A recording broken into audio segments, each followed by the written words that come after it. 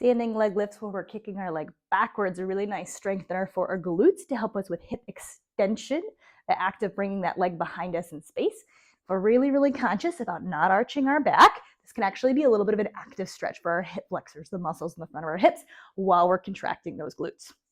For this exercise, we're going to want to start standing. I'm going to have my hand on this foam roller here for balance, but if you don't need anything for balance, you could do it with your hands on your hips.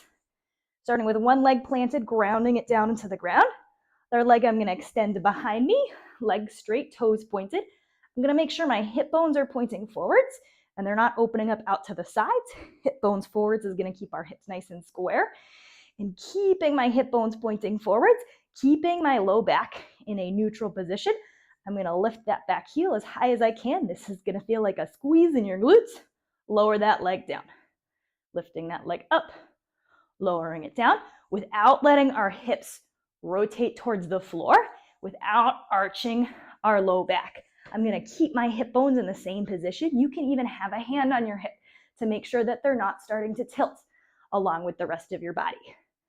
From here, we're going to lift that back leg 8 to 12 times and then switch legs.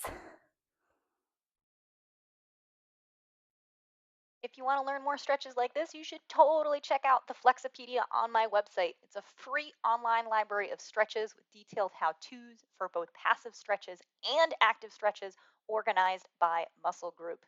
You can access the Flexopedia by going to dannywinksflexibility.com/Flexopedia or simply click the link in this video description.